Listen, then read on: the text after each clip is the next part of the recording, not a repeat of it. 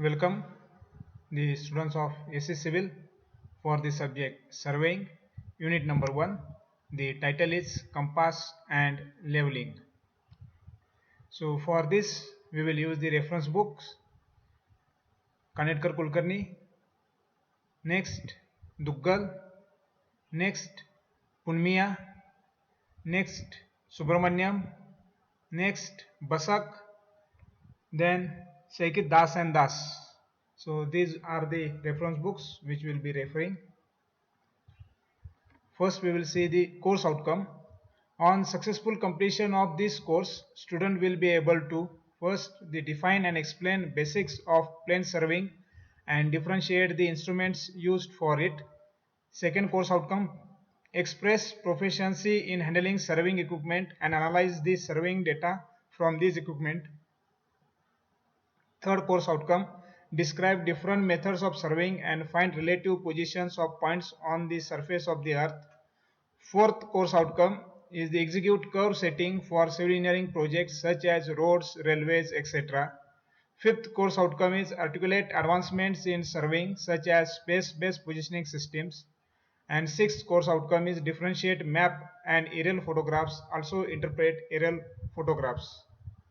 Now we will see the course objectives. With the successful completion of the course, the student have the capability to first is the describe the function of surveying in civil engineering construction. Second course objective is to identify the sources of measurement errors and mistake, understand the difference between accuracy and precision as it relates to distance, differential leveling and angular measurements. Third course objective is identify and calculate the errors in measurements and to develop corrected values for differential leveling circuits, horizontal distances and angles for open traverse or closed loop traverse.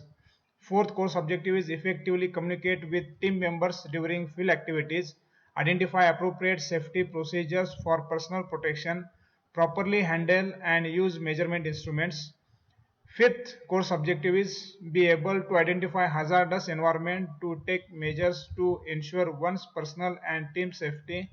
Sixth course objective is to perform traverse calculation, determine latitude, departures and coordinates of control points and balancing errors in a traverse. Use appropriate software for calculation and plotting. Seventh course objective is operate a total station to measure distance, angles and to calculate differences in elevation. Reduce data for application in a geographic information system. Eighth course objective is work as a team member on a surveying party to achieve a common goal of accurate and timely project completion. Ninth course objective is to calculate, design and establish curves, understand, interpret and prepare plan, profile and cross-section drawings, work with cross-sections and topographic map to calculate areas, volumes and earthwork quantities. Now here we will see the syllabus of surveying unit number 1. The title is Compass and Leveling. It is in 4 parts A, B, C and D. A part includes definition and importance of surveying, principles of surveying. B part includes definition, objective and fundamental classifications of surveying, that is plane and geodetic, concept of scale, ranging, chaining, offsetting and traversing, construction and use of prismatic compass, concept of bearing and types of bearings such as whole circle bearing, quadrantal bearing, meridian and their types, local attraction and correction for local attraction, deep declination and calculation of true bearings including numericals on all types. C part includes equipment required for plane table surveying, uses, advantages and disadvantages and errors in plane table surveying, methods of plane table surveying, radiation, intersection, traversing and resection. D part includes introduction to leveling, types of benchmarks, study and use of dumpy level, auto level, digital level and laser level in construction industry, principal axis of dumpy level, testing and permanent adjustment, reciprocal leveling, curvature and refraction corrections, distance to the visible horizon, collimation plane method, rise and fall method. Now here we will see part A, definition and importance of surveying, principle of surveying, and B part, definition, objective and fundamental classifications of surveying, plane and geodetic, concept of scale, ranging, chaining, offsetting and traversing. So first we will see the definition of surveying. The surveying is the art of making such measurements as will determine the relative positions of points on the surface of the earth in order that the shape and extent of any portion of earth's surface may be ascertained and delineated on a map or the plan. It is essentially a process of determining the positions of points in a horizontal plane. Another definition of surveying is defined as an art to determine the relative positions of points on, above or beneath the surface of the earth with respect to each other by measurements of horizontal distances and vertical distances, angles and directions. A person performing operations to obtain such measurements is known as a surveyor. Now we have seen the definition of surveying. Now we will see the importance of surveying. The planning and design of all civil engineering projects such as construction of highways, bridges, tunnels, dams, etc. are based upon surveying measurements. Moreover, during execution, projects of any magnitude is constructed along the lines and points established by surveying. Thus, surveying is a basic requirement for all civil engineering projects.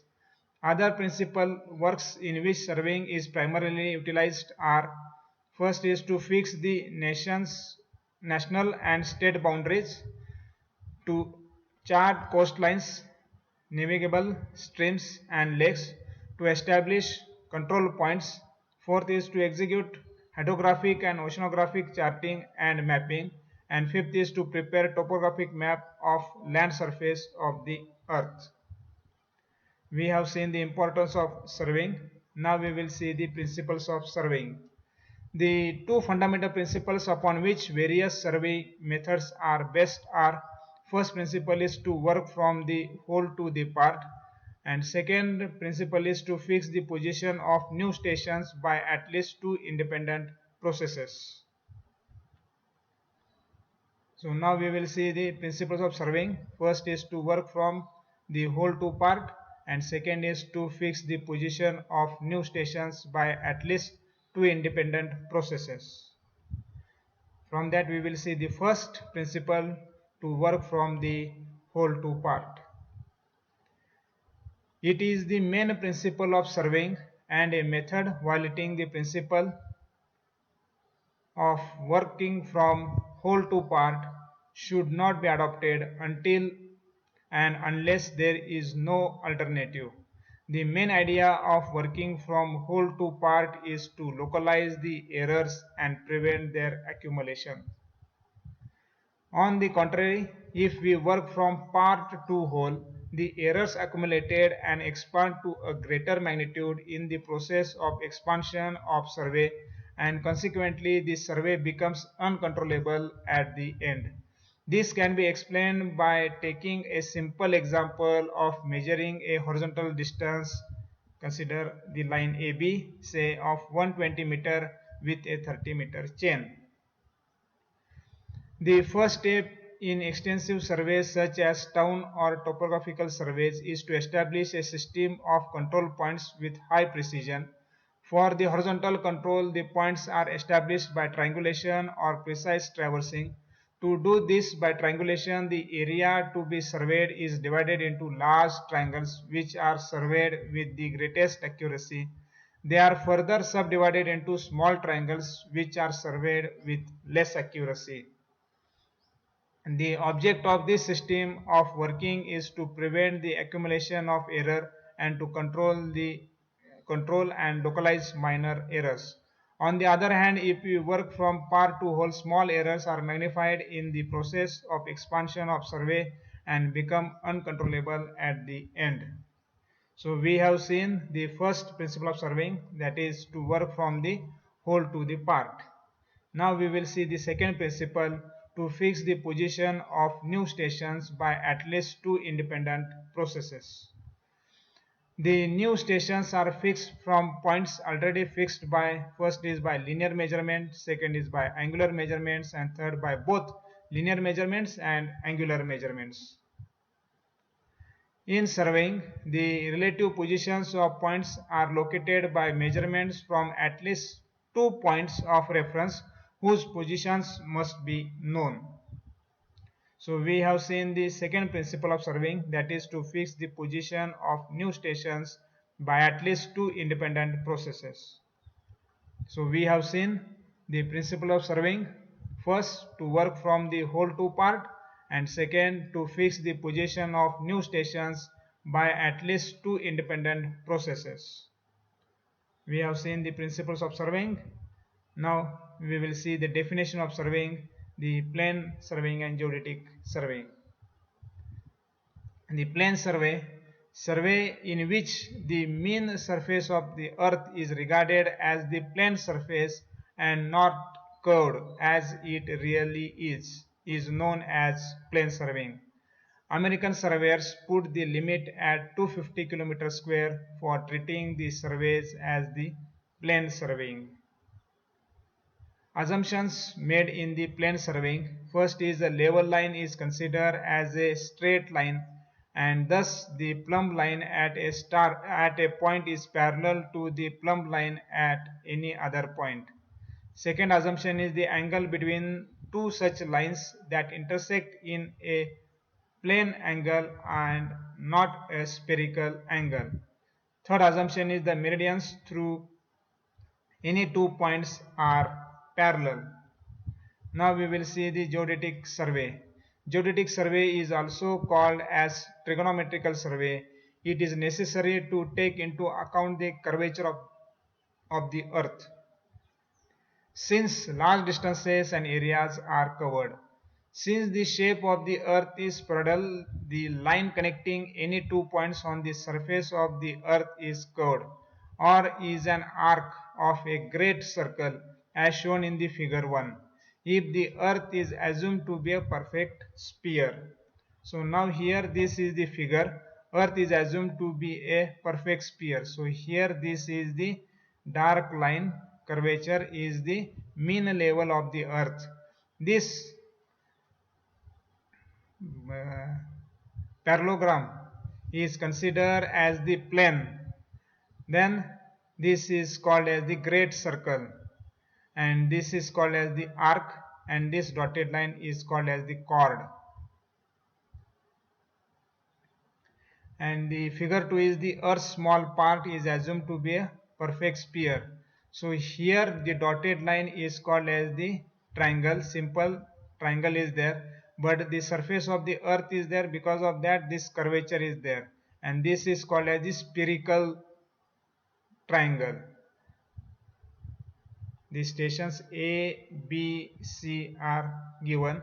So small a, small b and small c are called as the simple plane triangles, and A0, B0 and C0 they are called as spherical triangles. The figure formed by the lines joining 3 points of the mean surface of earth is a spherical triangle. The lines forming its side are arcs of great circle and the angles are spherical. Thus in figure 2, ABC capital is the spherical triangle and A0, B0 and C0 are the spherical angles. If the curvature of the earth is ignored, the figure form is a plane triangle and the lines forming its side are straight lines as represented by the dotted lines in the figure. The corresponding angles of the plane triangle are denoted by small a, small b and small c. If it therefore involves spherical trigonometry. So we have seen the definition of surveying, the plane surveying and geodetic surveying. Now we will see the B part, objective of surveying, plane and geodetic survey. The primary objective of survey is the preparation of the plan or a map. The results of surveys when plotted and drawn on a paper constitute a plan. A plan is therefore the representation of some scale of the ground and the objects upon it as projected on a horizontal plane, which is represented by the plane of the paper on which the plan is drawn. The representation is called a map if the scale is small, while it is called a plan if the scale is large.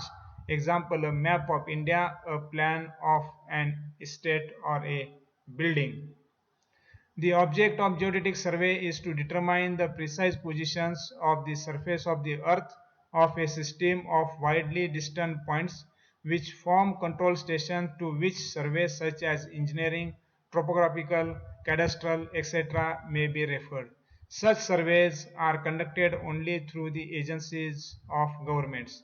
In India, they are conducted by Survey of India Department.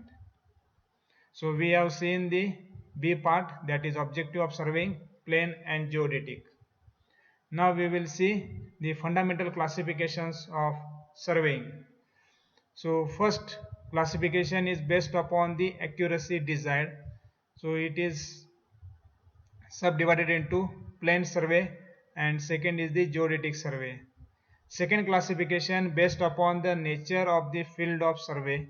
In that it is again further divided into land survey, marine or navigation survey, hydrographic survey, underground survey, aerial survey and astronomical survey. The third classification, that is classification based upon the object of survey. In that it is further divided into archaeological survey, geological survey, mine survey, military survey and geographical survey. The fourth classification, the classification based upon the methods employed in the survey. It is further classified as triangulation survey and traverse survey. The fifth classification is the classification based upon the instrument employed or used. It is further classified as chain survey, theodolite survey, tachometric survey, compass survey, plane table survey, photographic or aerial survey.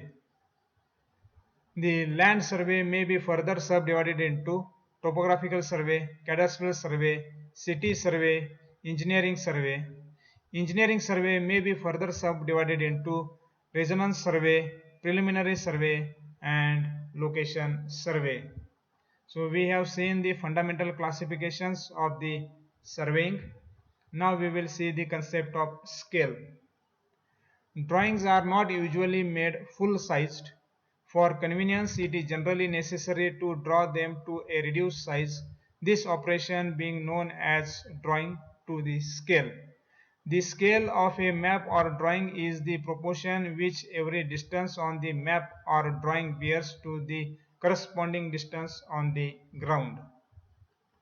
Thus, if 1 centimeter on the map represents 10 meter on the ground, the scale of the map is 10 meter to 1 centimeter, often written simply as 1 centimeter is equal to 10 meter. This scale is also expressed by means of a fraction whose numerator is invariably unity. The fraction is called as representative fraction, that is also called as RF. It is therefore the ratio of map distance to the corresponding ground distance. In forming the representative fraction, that is RF, both numerator and denominator must be reduced to the same denominations. For example, if the scale is 10 meter to 1 centimeter, the RF of the scale is, so here 1 centimeter is written, then in the denominator 10 meter is written, multiply by 100 centimeter, because in 1 meter it is having 100 centimeters, so multiply by 100 centimeters and the value we will get 1 upon 1000.